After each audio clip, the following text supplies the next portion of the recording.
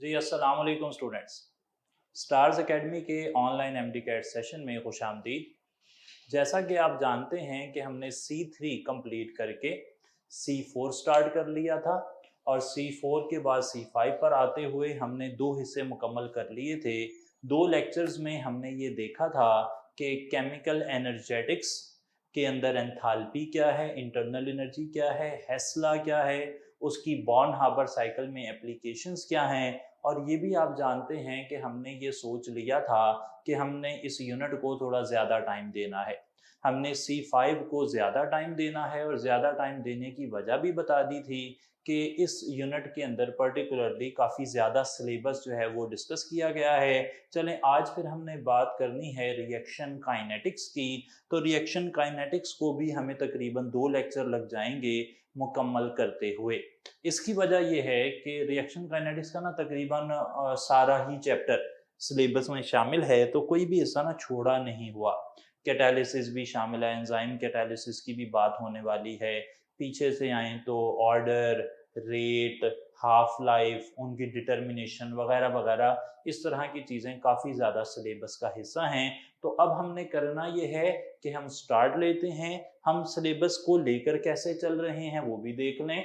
हम पहले reaction rate की बात करेंगे, रिएक्शन रेट की डिटर्मिनेशन की बात करेंगे और रिएक्शन रेट की डिटर्मिनेशन के बाद हम ये बात करेंगे कि रिएक्शन रेट पर असरअंदाज होने वाले फैक्टर्स कौन कौन से हैं।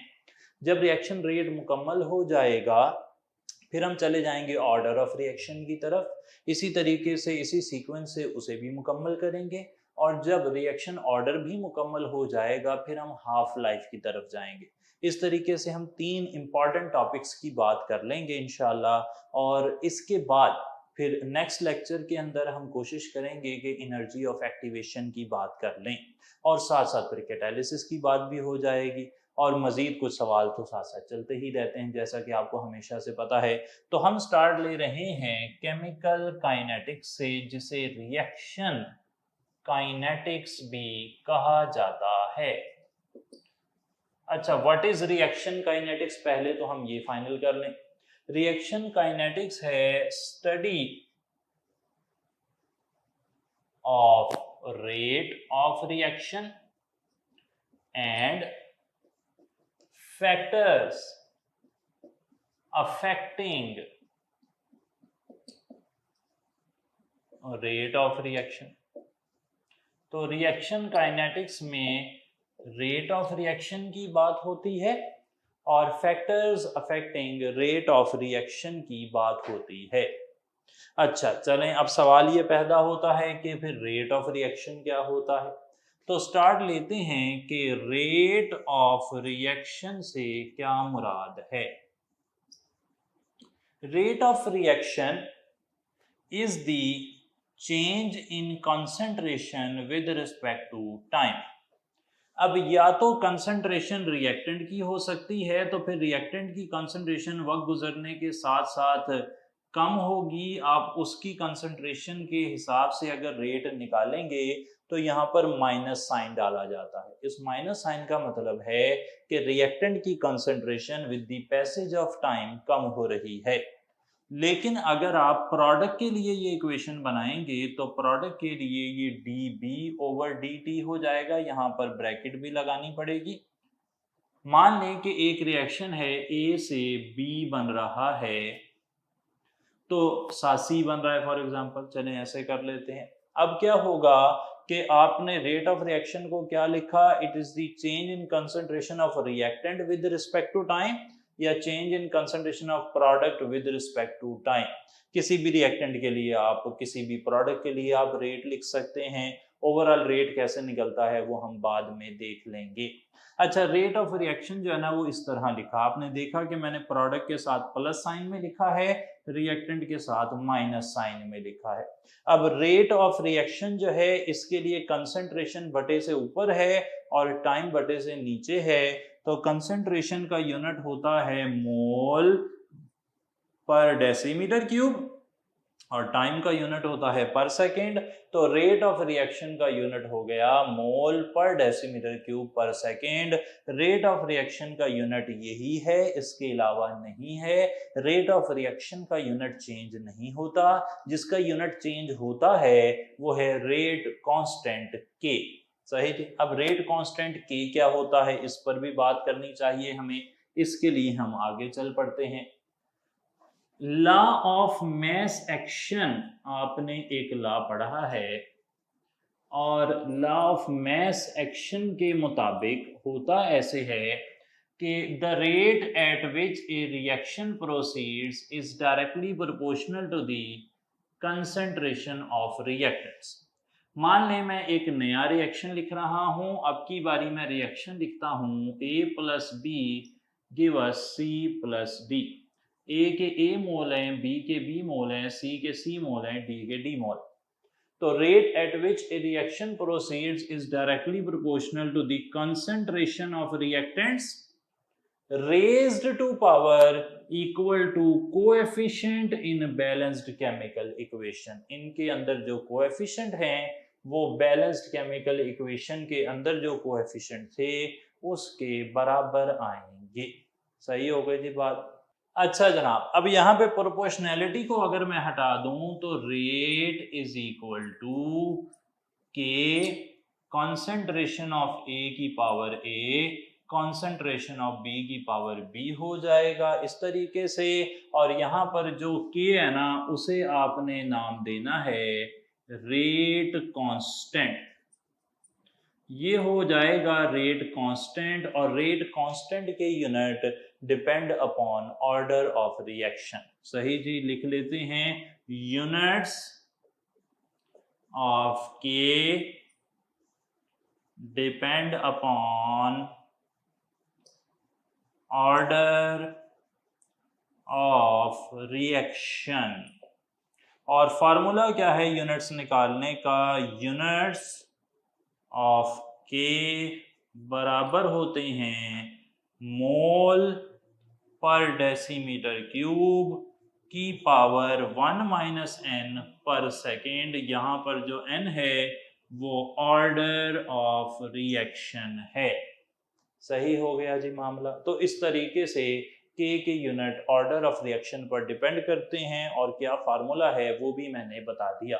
अच्छा, लॉ ऑफ मैस एक्शन में जो ये रेट इक्वेशन बनी है ना जी, इस रेट इक्वेशन में अगर हम ऐसे कर दें कि rate is equal to K if concentration of reactant is taken as unity.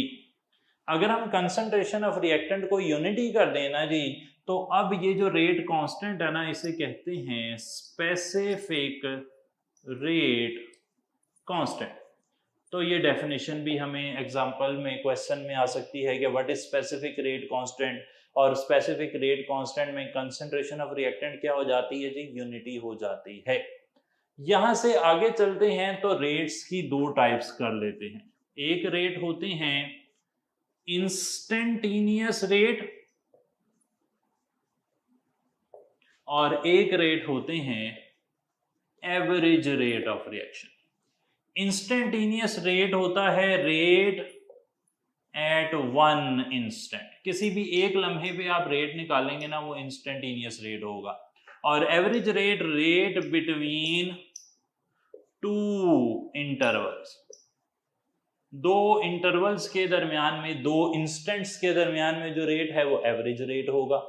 Instantaneous rate और एवरेज रेट को अगर मैं रेट इंस्टेंटेनियस और रेट एवरेज कह दूं तो याद रख लें कि जब रिएक्शन शुरू होता है तो इंस्टेंटेनियस रेट ज्यादा होता है एवरेज रेट से, और जब रिएक्शन एंड पर पहुंचता है तो इंस्टेंटेनियस रेट एवरेज रेट से कम हो जाता है एट दी एंड।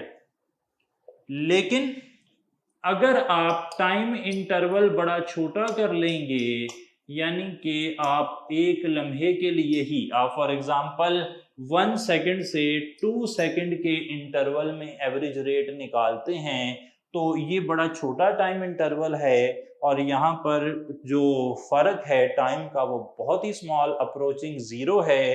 तो फिर अगर टाइम जो है वो अप्रोचेज जीरो हो जाए तो इंस्टेंटेनियस रेट और एवरेज रेट आपस में बराबर हो जाएंगे। सही है जी मामला।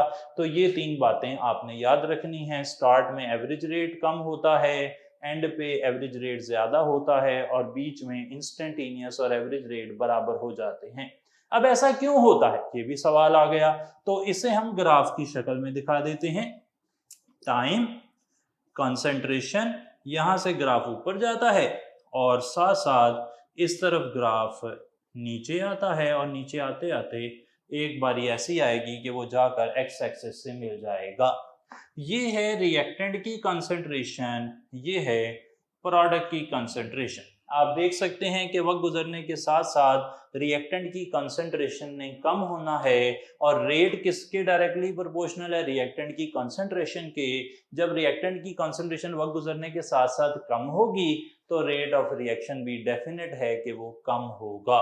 तो शुरू में इंस्टेंटेनियस रेट ज्यादा होगा और वक्त गुजरने के साथ साथ जैसे जैसे रिएक्टेंट की कंसंट्रेशन कम होती जाएगी इंस्टेंटेनियस रेट कम होता जाएगा, यहाँ तक आखिरकार फिर वो जो है वो जीरो के बराबर हो जाएगा। और जब एवरेज रेट निकालेंगे तो वो 2 टाइम इंटरवल्स के दरमियान में है, आहिस्ता आहिस्ता एवरेज रेट जो है उसकी वैल्यू बढ़ना शुरू हो जाएगी।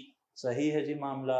तो इस तरीके से आप कर सकते हैं। तो ये याद रखना है आपने सारी चीज़ें, उम्मीद है कि क्लियर हो गई होंगी हमें। अब हमने करना ये है कि हमने रेट ऑफ रिएक्शन के बारे में एक और बात करनी है। वो ये है कि लॉ ऑफ मास एक्शन जो है ना, ये एक थियोरेटिकल लॉ है। सही, थियोरेटिकल लॉ है। और थियोरेटिकल लॉ का मतलब है कि बैलेंस केमिकल इक्वेशन में जो भी रिएक्टेंट है ना, लॉ ऑफ मास एक्शन के मुताबिक रेट ऑफ रिएक्शन उन पर डिपेंड करता है। लेकिन असल में रेट लॉ इज एक्सपेरिमेंटल। एक और लॉ है उसे रेट लॉ कहते हैं और वो एक्सपेरिमेंटल होता है। और ये जो रेट लॉ है जो कि एक्सपेरिमेंटल है, असल में ये हमें बताता है कि रेट ऑफ रिएक्शन दरअसल किन चीज़ों पे डिपेंड करता है। बैलेंस केमिकल इक्वेशन में जो चीज़ें नज़र आ रही है ना, ज़रूरी नहीं है कि वो रेट पर असर डाल रही हों, सारी की सारी असर नहीं डालती। तो असल इंफॉर्मेशन आपको कहाँ से मिलने वाली है जी? वो मिलने वाली है रेट इक्वेशन से। और रेट इक्वेशन जो है एक्सपेरिमेंटली निकाली जाती है। एक बात याद रखें कि rate depends upon slowest step. सही जी। तो अगर एक रिएक्शन एक से ज्यादा स्टेप पर मुश्तमिल है तो फिर जो लॉ ऑफ मास एक्शन है वो तो कहेगा कि भाई रेट तमाम रिएक्टेंट के डायरेक्टली प्रोपोर्शनल है। लेकिन असल में जब आप रिएक्शन करवाते हैं तो आपको पता लगता है कि सारे रिएक्टेंट तो रेट पर असर ही नहीं डाल रहे, कुछ रिएक्टेंट रेट पर असर डाल रहे हैं। तो फिर उनके लिए जो आप इक्वेशन बनाते हैं उसे रेट लॉ कहते हैं। इस बात को फिलहाल हम यहाँ पर छोड़कर जा रहे हैं क्योंकि इससे हमारा अभी मकसद है नहीं। हम जब वर्ड पढ़ेंगे ऑर्डर का तो उसमें इस बात को दोबारा से देखेंगे। फिलहाल हम देख रहे हैं कि रिएक्शन काइनेटिक्स में रेट ऑफ रिएक्शन को ढूंढना अगर पड़े तो फिर कौन कौन से स्टेप मौजूद हैं। जी जनाब, आगे चलते हुए अब हमारी बात चल रही थी कि factors affecting rate of reaction कौन कौन से हैं, साथ साथ कौन से ऐसे मेथड्स हैं जिन्हें इस्तेमाल किया जाता है to determine rate of reaction. सही जी। मेथड्स कौन कौन से हैं देख लें जनाब। सबसे पहले तो मैं मेथड्स को क्लासीफाई कर रहा हूं into physical methods and chemical methods. तो 2 तरह के रास्ते हैं, फिजिकल और केमिकल। केमिकल में हमारी किताब में सिर्फ टाइट्रेशन की बात हुई है तो बड़ा अच्छा हो गया, मुख्तसर सा काम है। टाइट्रेशन में आप रिएक्टेंट की जो कंजम्पशन है विद रिस्पेक्ट टू टाइम उसे मालूम कर लें, या प्रोडक्ट का rate of formation with respect to time मालूम कर लें, आपको पता लग जाएगा कि रेट ऑफ रिएक्शन क्या है। फिजिकल मेथड में कोई फिजिकल क्वांटिटी नापी जाती है। मिसाल के तौर पर अगर रिएक्टेंट जिसे मैंने R से लिखा है या प्रोडक्ट जिसे मैंने P से लिखा है एब्जॉर्ब यूवी लाइट, यूवी कहते हैं अल्ट्रा वायलेट लाइट को, या फिर विजिबल लाइट या फिर इंफ्रारेड लाइट, एब्जॉर्ब और एमिट।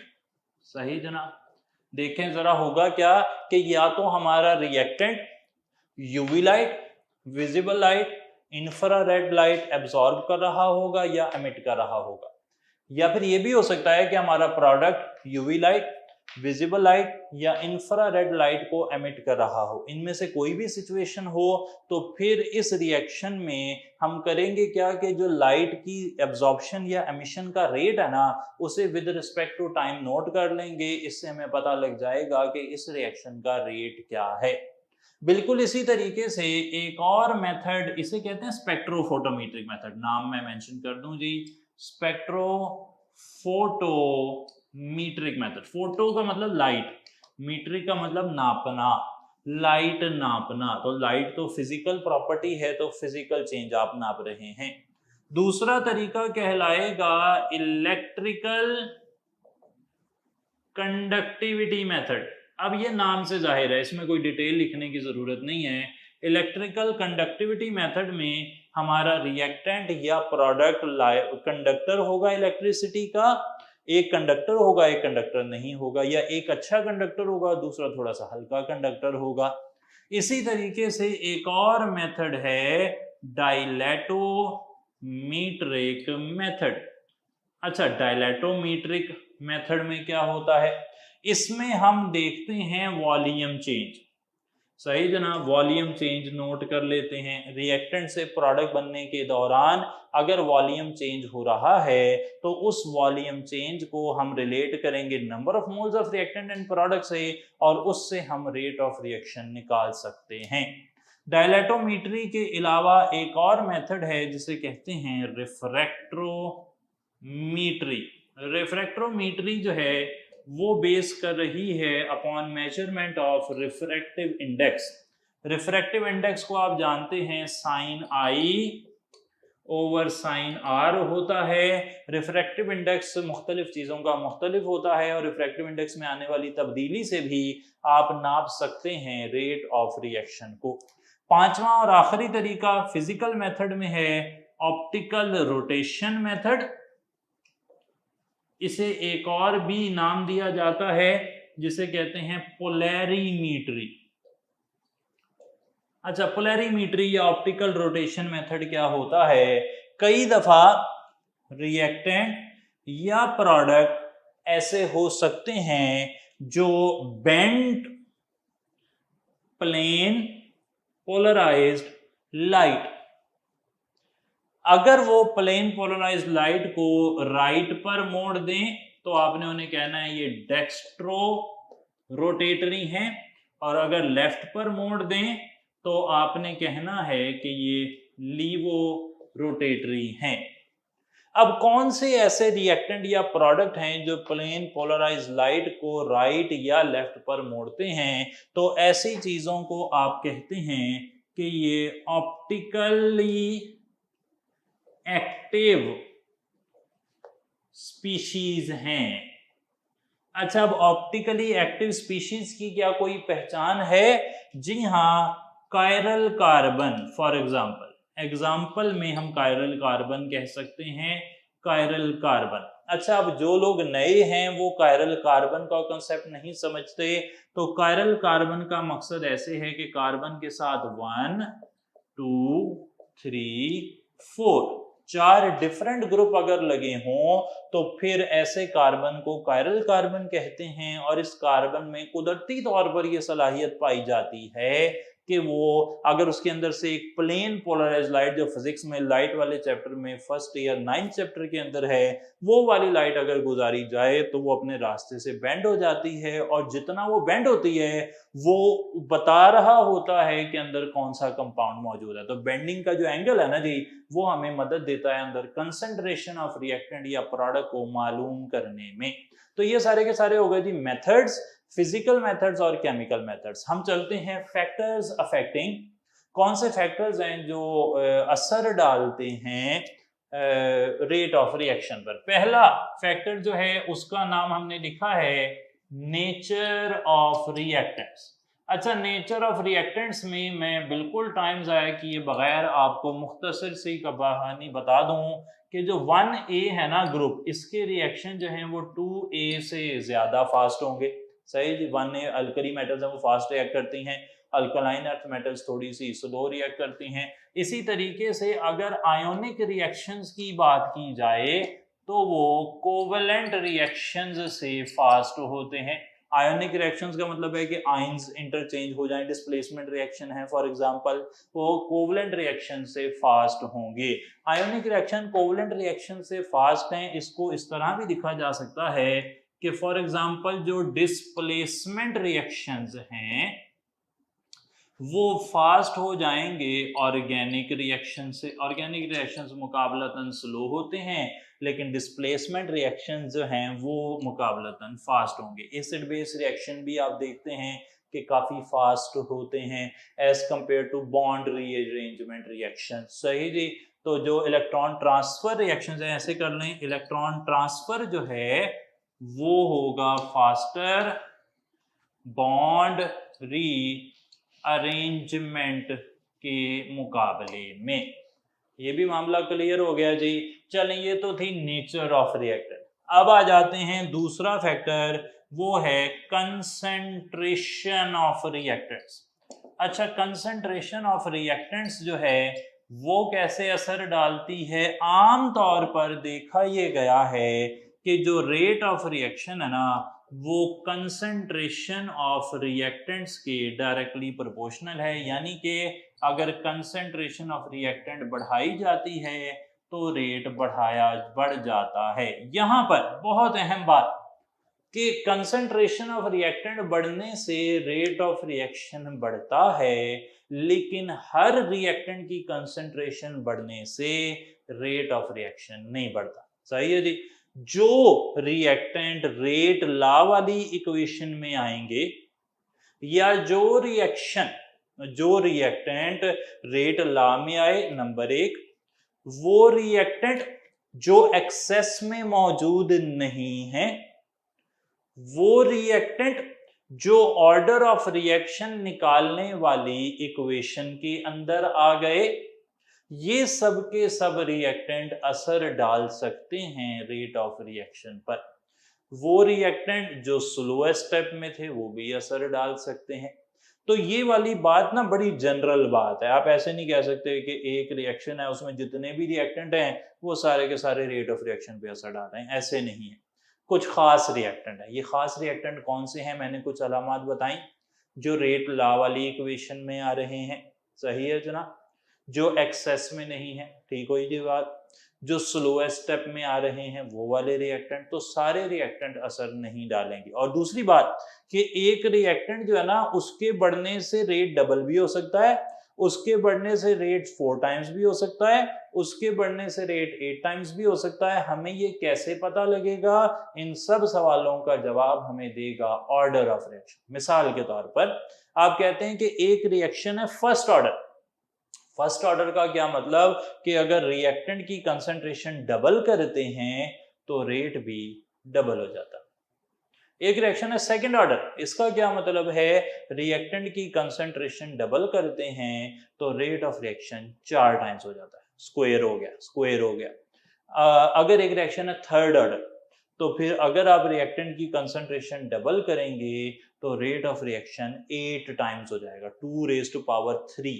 यानी कि क्यूब हो जाता है। तो क्या सीखा हमने कि भाई रिएक्टेंट की कंसंट्रेशन बढ़ने से रेट ऑफ रिएक्शन कैसे बढ़ेगा, ये हमें ऑर्डर से पता लगना है। अगर ऑर्डर फर्स्ट है तो डबल से डबल, ऑर्डर सेकंड है तो डबल से 4 टाइम्स, ऑर्डर थर्ड है तो डबल से 8 टाइम्स। सही है जी। ऑर्डर ऑफ रिएक्शन पर हमने बात एंड पर रखी है ताकि ये जो सारी कंफ्यूजन आहिस्ता आहिस्ता आपकी क्रिएट हो रही हैं, इन्हें हम वहां पे जाकर एक बारी हल कर लें।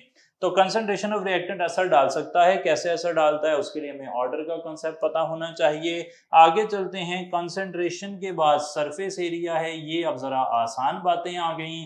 सरफेस एरिया जो है वो बड़ा डायरेक्ट है कि अगर आप सरफेस एरिया SA बढ़ाएंगे तो रेट ने बढ़ना ही है, ये तो पक्की बात है जी। इसी तरीके से लाइट की बात कर लेते हैं। लाइट ऐसे रिएक्शंस पर असर डालती है on photo catalysed reactions. Light ना हर रिएक्शन पर असर नहीं डाल रही, सिर्फ फोटो कैटालाइज्ड रिएक्शन पर असर डालती है। और कैसे असर डालती है? अगर लाइट इंटेंसिटी इंक्रीज कर जाएगी तो फिर रेट भी इंक्रीज कर जाएगा। लाइट इंटेंसिटी वर्ड इस्तेमाल हुआ है जी। लाइट इंटेंसिटी अगर बढ़ेगी तो रेट ऑफ रिएक्शन बढ़ेगा। फ्रीक्वेंसी चेंज करने से रेट नहीं बढ़ेगा, वेवलेंथ चेंज करने से रेट नहीं बढ़ेगा। वेव नंबर जो है वो चेंज करने से असर क्या होगा हमें नहीं पता, हमें सिर्फ ये पता है कि लाइट इंटेंसिटी अगर ज्यादा हो जाएगी, इंटेंसिटी का मतलब है कि ज्यादा नंबर ऑफ वेव्स आनी शुरू हो जाएंगी, तो फिर जो रेट है वो बढ़ जाएगा। सही है जी बात। अच्छा, लाइट भी क्लियर हो गई। एक और बात देख लेते हैं, वो आ रहा है टेम्परेचर। टेम्परेचर के बारे में बड़ा ही एक अहम नतीजा यहाँ निकला हुआ है किताब के अंदर। वो ये कहता है कि अगर temperature goes to temperature plus 10K, temperature में अगर 10 केल्विन का इजाफा हो जाए तो रेट गोज टू डबल। सही, रेट हो जाता है डबल। अगर ऐसा होगा देन ऐसा होगा। अगर टेम्परेचर प्लस 10K हो जाए, यानी कि 10 केल्विन का इजाफा हो जाए, तो रेट जो है वो डबल हो जाएगा। ये है जी फैक्टर। और रेट के लिए एक ग्राफ भी बनाया गया इस बात को समझाने के लिए। ये देखें जरा, अगर इस ग्राफ को हम देखते हैं तो इस ग्राफ में ना ये ग्राफ है मैक्सवेल डिस्ट्रीब्यूशन ऑफ वेलोसिटीज या बोल्ट्जमैन डिस्ट्रीब्यूशन ऑफ एनर्जीज, दोनों का ग्राफ तकरीबन एक जैसा होता है, लेकिन ये बोल्ट्जमैन ने बनाया है, इसमें एनर्जी की डिस्ट्रीब्यूशन बताई गई है। और यहाँ पे बताए गए हैं number of molecules with that energy. इस तरफ एनर्जी है, इधर number of molecules with that energy हैं। इस ग्राफ से यहाँ पे हम एक लाइन लगा देते हैं और इस एरिया को हम हाईलाइट कर देते हैं कि ये है एनर्जी ऑफ एक्टिवेशन। हम जानते हैं कि एनर्जी ऑफ एक्टिवेशन नहीं होगी तो मॉलिक्यूल्स रिएक्ट नहीं करेंगे। आम हालात में ये टेम्परेचर है T1। इस पर ये ग्राफ हमें बताता है कि जो मैंने हाईलाइट किए हैं इन मॉलिक्यूल्स के पास एनर्जी ऑफ एक्टिवेशन है। अब अगर हम ऐसे करें कि हम टेम्परेचर बढ़ा दें, T2 is greater than T1, तो ये ग्राफ ना इस तरह चला जाएगा। अब इस ग्राफ से हुआ क्या, इसकी हाइट कम हो गई, लेकिन यहाँ पे जो number of molecules with energy of activation है उनकी तादाद ज्यादा हो गई है। हाइट कम होने का क्या मतलब है जी? हाइट कम होने का मतलब है कि एवरेज एनर्जी जो है वो डिक्रीज हुई है। एवरेज एनर्जी डिक्रीज हुई है। पहले एवरेज एनर्जी वाले मॉलिक्यूल ज्यादा थे, अब एवरेज एनर्जी वाले मॉलिक्यूल कम हो गए। पहले एक्टिवेशन एनर्जी वाले मॉलिक्यूल कम थे, अब एक्टिवेशन एनर्जी वाले मॉलिक्यूल ज्यादा हो गए। जब एक्टिवेशन एनर्जी वाले मॉलिक्यूल ज्यादा हो जाएंगे तो वो ज्यादा अच्छे तरीके से टकराएंगे, इफेक्टिव कोलिजन होगी और फिर रेट ऑफ रिएक्शन बढ़ेगा। सही है जी बात। ये सारी बात हमने सीख कर अब कंप्लीट कर लिया रेट ऑफ रिएक्शन को। रेट ऑफ रिएक्शन को मुकम्मल करने के बाद अब कुछ सवाल देखते हैं रेट ऑफ रिएक्शन के, फिर हम जाएंगे ऑर्डर और हाफ लाइफ की तरफ। जी जनाब, तो कुछ क्वेश्चंस लिख लिए हमने। सबसे पहला क्वेश्चन देखते हैं, पहला सवाल हमने यहाँ पर ये लिखा कि light increases rate of A reaction by. हमने ये तो सीख लिया कि लाइट जो है वो रेट ऑफ रिएक्शन को बढ़ाती है, लेकिन इस सवाल का जवाब अब हमें ढूंढना है कि लाइट रेट ऑफ रिएक्शन को क्यों बढ़ाती है। एक ऑप्शन हमने लिखा कि क्या light decreases energy of activation, क्या लाइट एक्टिवेशन एनर्जी को कम कर देती है। फिर हमने लिखा इंक्रीजेज एनर्जी ऑफ प्रोडक्ट, क्या प्रोडक्ट की एनर्जी को बढ़ा देती है। डिक्रीजिंग एनर्जी ऑफ रिएक्टेंट, क्या रिएक्टेंट की एनर्जी को कम कर देती है। या फिर लाइट ट्रिगर करती है स्लो स्टेप को, यानी कि स्लो स्टेप को एक्सेलरेट कर देती है।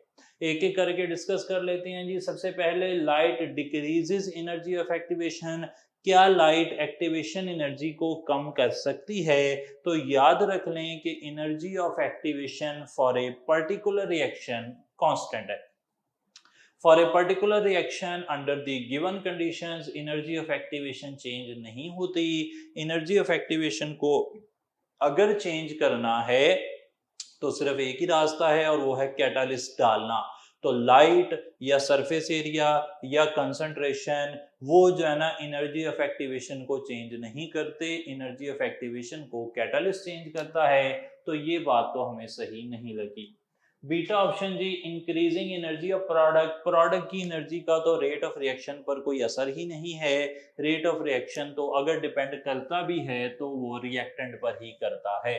Charlie option, decreasing energy of reactant, अगर रिएक्टेंट की एनर्जी कम हो जाएगी फिर तो रेट ऑफ रिएक्शन को कम होना चाहिए, क्योंकि अगर रिएक्टेंट के पास एनर्जी होती है तभी तो वो कोलाइड करते हैं और प्रोडक्ट बनाते हैं। तो रिएक्टेंट की एनर्जी कम करके रेट ऑफ रिएक्शन नहीं बढ़ाया जा सकता। फिर कैसे बढ़ सकता है? ट्रिगरिंग स्लोएस्ट स्टेप जी, स्लोएस्ट स्टेप को एक्सेलरेट करके, स्लोएस्ट स्टेप को तेज करके, स्लोएस्ट स्टेप की रेट ऑफ रिएक्शन बढ़ाकर। जब स्लोएस्ट स्टेप का रेट ऑफ रिएक्शन बढ़ जाएगा तो मैंने पहले ही कहा था कि rate depends upon slowest step. तो अगर स्लोएस्ट स्टेप ट्रिगर हो जाएगा, तेज हो जाएगा, जल्दी हो जाएगा तो फिर रिएक्शन की रफ्तार भी बढ़ जाएगी। तो यहाँ पर सही जवाब हो गया जी डेल्टा। अगला सवाल देखें, which reaction is the fastest. चार रिएक्शन लिखे हुए हैं, मेरी इंफॉर्मेशन के मुताबिक आयोनिक रिएक्शन फास्ट होते हैं, कोवेलेंट रिएक्शन स्लो होते हैं, इलेक्ट्रॉन ट्रांसफर वाले रिएक्शन फास्ट होते हैं,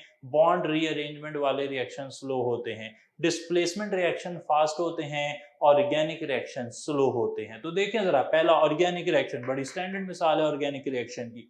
दूसरा ऑर्गेनिक रिएक्शन है, तीसरा ऑर्गेनिक रिएक्शन है, कार्बन हाइड्रोजन मीथेन बन सकती होगी शायद यहाँ पर। लेकिन जो चौथा रिएक्शन है वो तो बड़ा क्लियर है, वो तो आयोनिक रिएक्शन है। इसमें सिल्वर क्लोराइड बनना है और सोडियम नाइट्रेट बनना है। ये डिस्प्लेसमेंट रिएक्शन है, सोडियम नाइट्रेट के साथ सिल्वर क्लोराइड के साथ। ये कैसे रिएक्शन है? डिस्प्लेसमेंट रिएक्शन है। मैंने क्या लिखा था? डिस्प्लेसमेंट रिएक्शन फास्ट होंगे, ऑर्गेनिक रिएक्शंस स्लो होंगे। तो ये सबसे फास्ट है जी। ये तो इतना फास्ट है कि ये पलक झपकते में ही हो जाता है। और याद रहे कि ऐसे रिएक्शन जो बड़े फास्ट हों वो भी, उनको ना हम रिएक्शन काइनेटिक्स में कंसिडर नहीं करते, क्योंकि रिएक्शन काइनेटिक्स में ऐसे रिएक्शन कंसिडर होते हैं जिनको होने के लिए थोड़ा टाइम चाहिए हो, ताकि हम उनके लिए रेट ऑफ रिएक्शन निकाल सकें। अब ये तो पलक झपकते में ही हो गया, इसके लिए आप कब वो वॉच ऑन करेंगे, कब केमिकल मेथड लगाएंगे, कब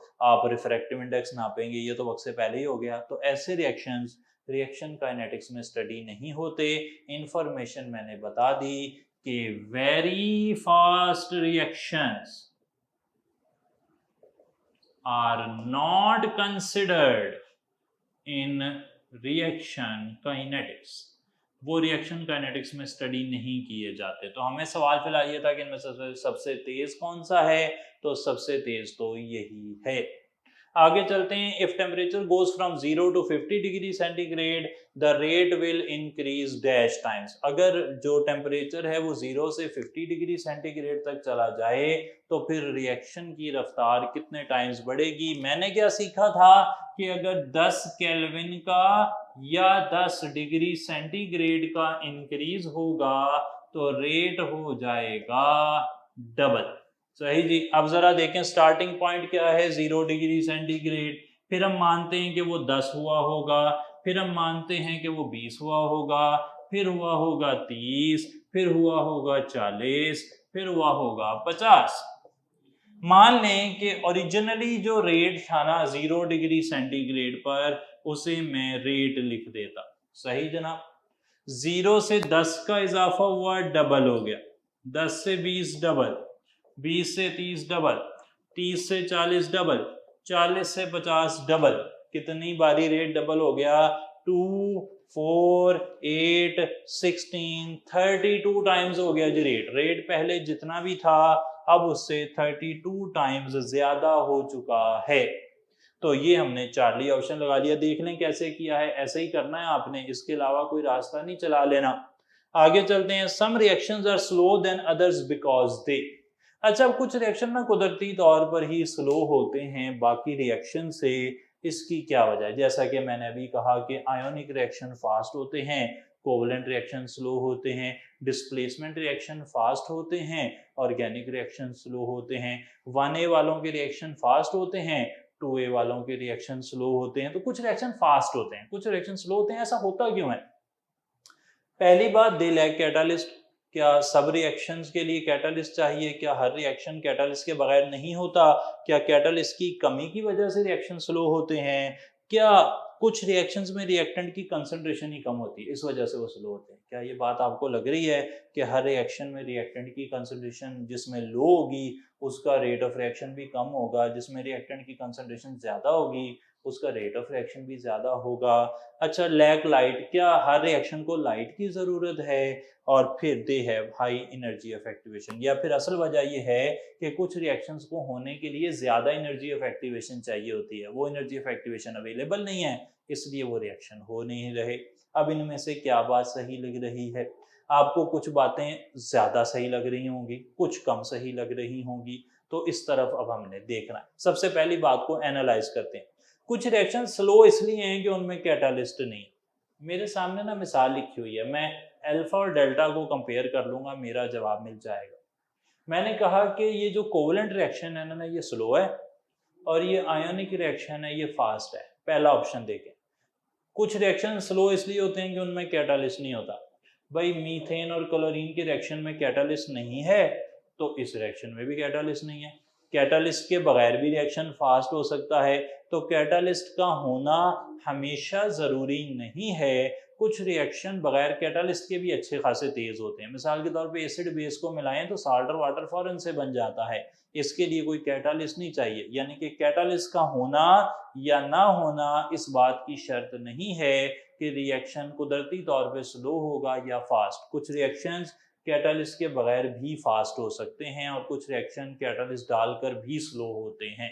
सही जी, ऐसे रिएक्शंस हैं जो कैटालिस्ट डालने के बाद भी कोई बहुत ज़्यादा जल्दी नहीं हो जाते, उनको टाइम लगता है। फॉर एग्जांपल इथाइलिन की पॉलीमराइजेशन करानी हो तो उसमें टाइम लगेगा, चाहे कैटालिस्ट डाल दें तब भी टाइम लगेगा।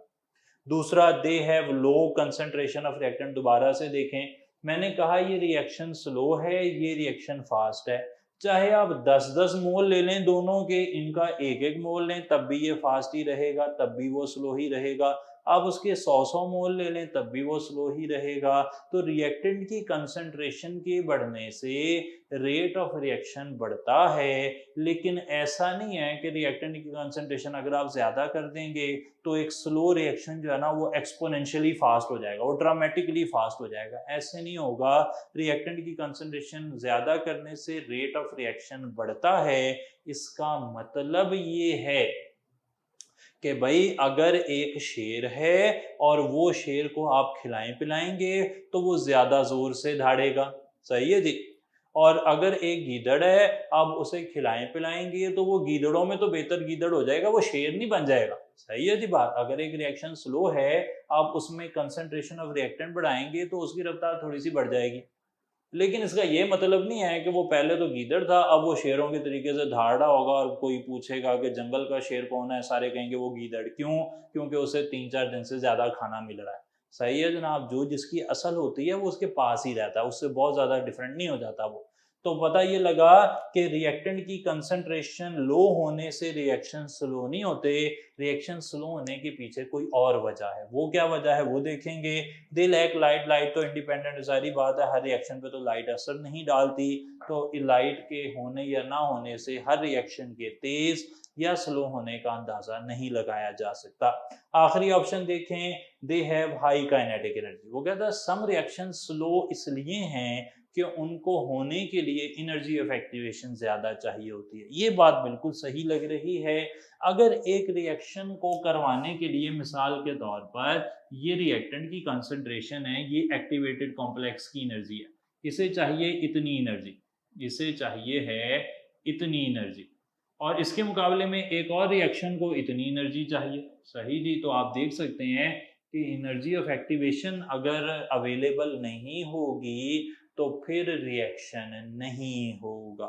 सही जी, बहुत ही उम्दा मिसाल इसकी हमने सीखी थी लास्ट टाइम कि जो ग्रेफाइट है ना जी, वो डायमंड में कन्वर्ट होने के लिए उसको एनर्जी सिर्फ 2 जाउल का फर्क है दोनों की एनर्जी में, लेकिन फिर भी ग्रेफाइट डायमंड में तब्दील नहीं होता। क्यों तब्दील नहीं होता? क्योंकि इस रिएक्शन की एक्टिवेशन एनर्जी बड़ी ज़्यादा है, इसलिए ये रिएक्शन बड़ा स्लो होगा, या फिर मैं कहूँगा कि ये रिएक्शन होता ही नहीं है।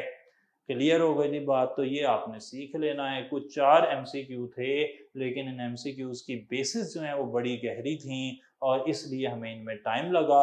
अब हम चलते हैं ऑर्डर ऑफ रिएक्शन की तरफ। ऑर्डर ऑफ रिएक्शन में मुख्तलिफ ऑर्डर ऑफ रिएक्शन की मिसालें देखते हैं, यूनिट्स देखते हैं और फिर उसके बाद कुछ सवाल देखेंगे। उसके साथ ही फिर आज का लेक्चर होगा जी मुकम्मल। जी आगे की तरफ चलते हुए ऑर्डर ऑफ रिएक्शन क्या होता है। अब सारे सवालों का जवाब हमें मिलेगा जी जो पीछे हमारे रह गए थे।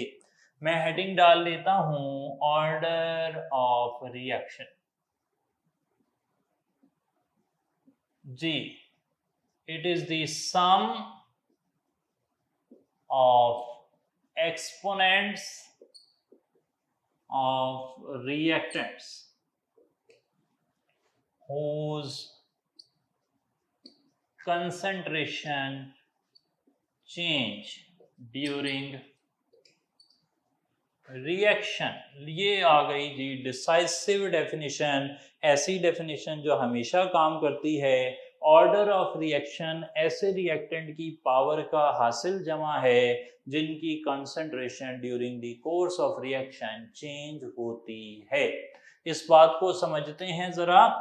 आपने एक रिएक्शन लिखा 2N2O5 से बन रहे हैं 2N2O4 प्लस O2। ये रिएक्शन है, आपने कोई तजर्बा नहीं किया, आपको सिर्फ ये रिएक्शन मिल गया, बैलेंस केमिकल इक्वेशन मिल गई। आपने लॉ ऑफ मैस एक्शन लगाया तो आपको पता लगा, law of mass action theoretical चीज है, वो बैलेंस केमिकल इक्वेशन से निकलती है। आपको पता लगा कि rate of a chemical reaction is directly proportional to the concentration of reactant raise to power equal to coefficient in balance chemical equation. आपने कहा लॉ ऑफ मैस एक्शन के हिसाब से ये इक्वेशन है रेट की। फिर आपने क्या किया, आपने एक्सपेरिमेंट किया, एक्सपेरिमेंट से भी एक इक्वेशन निकली, उस इक्वेशन को आप कहते हैं रेट इक्वेशन या रेट लॉ कहते हैं। रेट लॉ से पता लगा कि रेट ऑफ रिएक्शन जो है वो N2O5 की कंसंट्रेशन के बढ़ने से बढ़ता है। N2O5 की कंसंट्रेशन डबल करने से डबल होता है, 3 गुना करने से 3 गुना होता है, 4 गुना करने से 4 गुना होता है। आपको पता लग गया कि रेट N2O5 की कंसंट्रेशन के डायरेक्टली प्रोपोर्शनल है। कैसे पता लगा? एक्सपेरिमेंट से पता लगा, थ्योरी से नहीं पता लगा, बैठे बैठे नहीं निकाला आपने तजर्बा किया। आपको पता लगा कि during the course of reaction N2O5 की concentration with the passage of time इस तरह वेरी हो रही है, इस तरह चेंज हो रही है कि रेट ऑफ रिएक्शन के लीनियर चल रही है। N2O5 आधा रहता है, रेट कम हो जाता है, N2O5 और कम, रेट और कम। तो आपने कहा कि N2O5 के साथ लीनियर है रेट, आपने कहा कि जनाब ये रेट इक्वेशन है, और इस रेट इक्वेशन में आपको क्योंकि N2O5 की पावर 1 मिल रही है, आपने कह दिया कि इस रिएक्शन का ऑर्डर 1 है। इसका ऑर्डर क्या है जी? 1। क्यों 1 है? देखें, some of exponents of reactants, reactant कितने हैं? एक ही है। नाम क्या है उसका? N2O5। whose concentration change during the reaction, तो N2O5 की कंसंट्रेशन की पावर 1 के हिसाब से रेट चेंज हो रहा है, तो आपने 1 को ऑर्डर कह दिया। सही है जी बात। अब आ जाते हैं, ऑर्डर ऑफ रिएक्शन एक्सपेरिमेंट से निकलता है, स्लो स्टेप से निकलता है। याद रहे, पक्का याद रहे, चेंज नहीं करनी माइंड बिल्कुल भी। Order of reaction is an experimental quantity. Order of reaction depend कर रहा है किस चीज पर जी? के स्लो स्टेप कौन सा है, स्लो स्टेप में कितने रिएक्टेंट हैं, और उनमें से किस किस की कंसंट्रेशन चेंज हो रही है। जिसकी कंसंट्रेशन चेंज होगी उसकी पावर आप ऐड कर लेंगे, आपके पास ऑर्डर आ जाएगा। ये बात आपने जहन नशीन रखनी है। पहले, अब आगे चलने से पहले मैं कुछ मशहूर ऑर्डर्स की मिसालें दे दूं। पहला आ गया फर्स्ट ऑर्डर। फर्स्ट ऑर्डर में मैंने मिसाल दे दी डीकम्पोजिशन ऑफ N2O5, यानी कि यही वाला जो रिएक्शन है ये फर्स्ट ऑर्डर में मिसाल हो जाएगा मेरी। आगे चल पड़ते हैं, सेकंड ऑर्डर में मैं मिसाल दे रहा हूँ। सेकंड ऑर्डर में मैं मिसाल दे रहा हूँ NOO3 से NO2 और O2 बनेगा। यहाँ पर रेट डिपेंड कर रहा है NO की कंसंट्रेशन पर भी, O3 की कंसंट्रेशन पर भी। ये सेकंड ऑर्डर हो गया।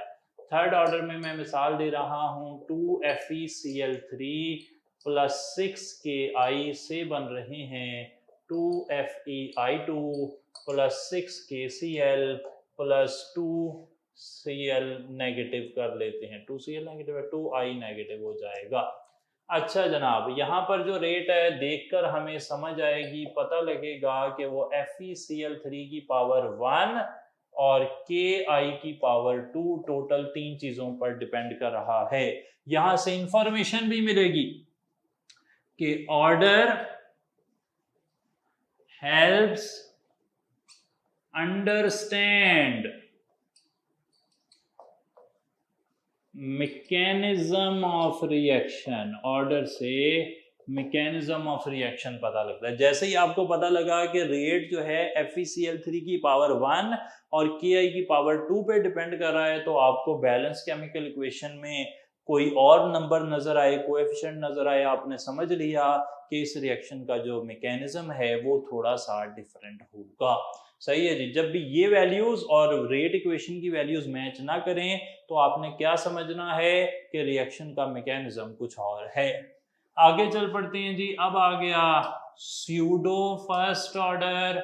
स्यूडो फर्स्ट ऑर्डर में हमने मिसाल देनी है कौन सी वाली जी? टर्शरी ब्यूटाइल ब्रोमाइड को मिलाएं, वाटर से हाइड्रोलाइज करवाएं और टर्शरी ब्यूटाइल अल्कोहल बनाएं और साथ HBr बना दें। यहाँ पर जो रेट है उसमें देखकर हमें लगता है कि दोनों चीज़ों पर रेट डिपेंड करेगा, लेकिन रेट डिपेंड कर रहा है सिर्फ टर्शरी ब्यूटाइल ब्रोमाइड की कंसंट्रेशन पर, वाटर की कंसंट्रेशन पर डिपेंड नहीं कर रहा। क्यों नहीं कर रहा?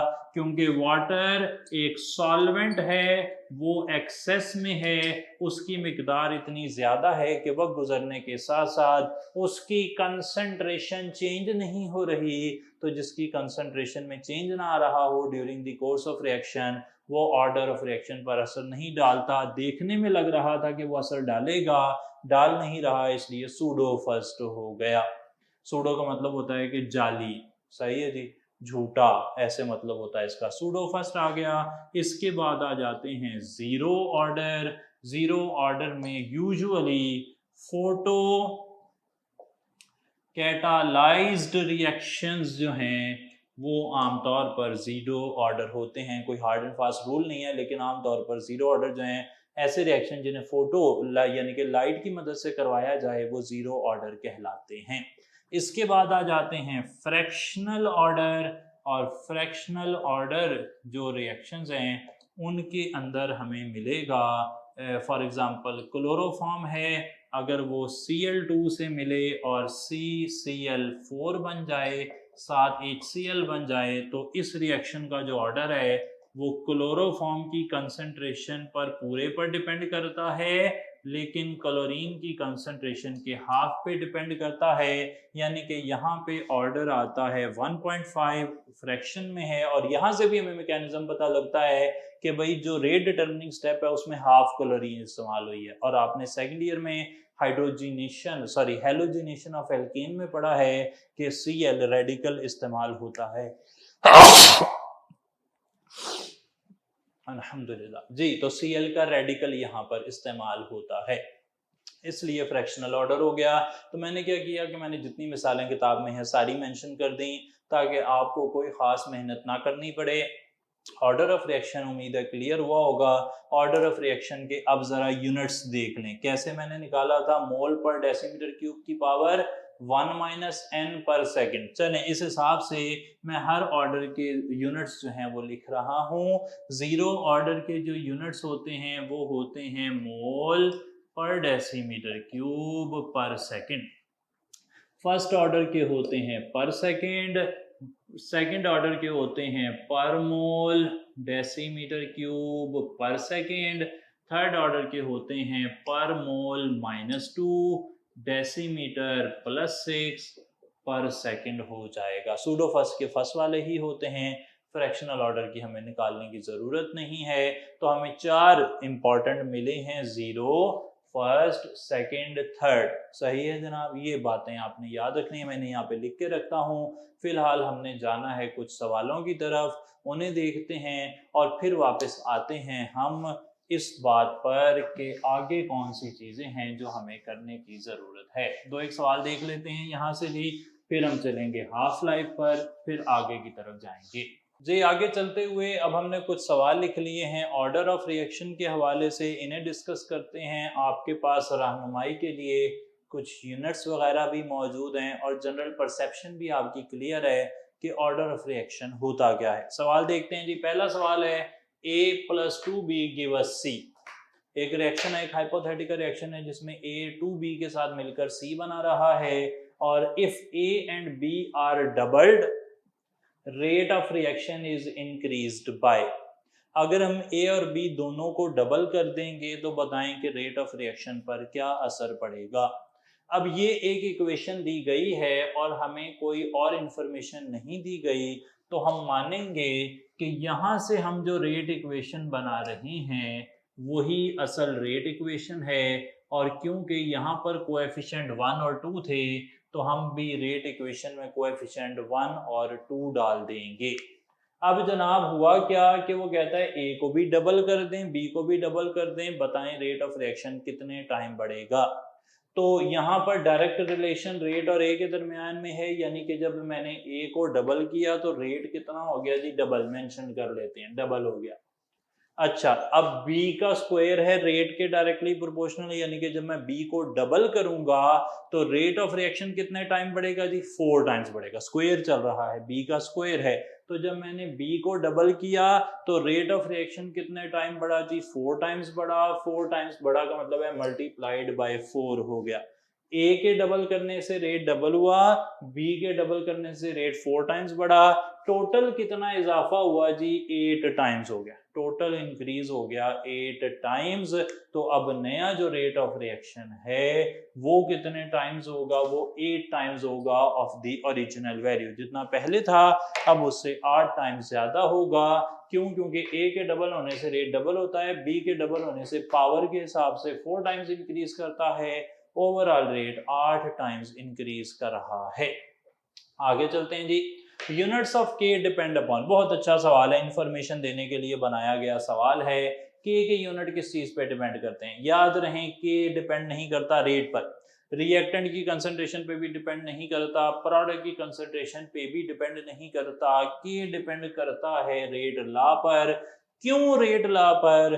क्योंकि रेट लॉ से हमें पता लगता है order of reaction. Rate law से पता लगता है ऑर्डर, और ऑर्डर से हमें यूनिट पता लगते हैं के।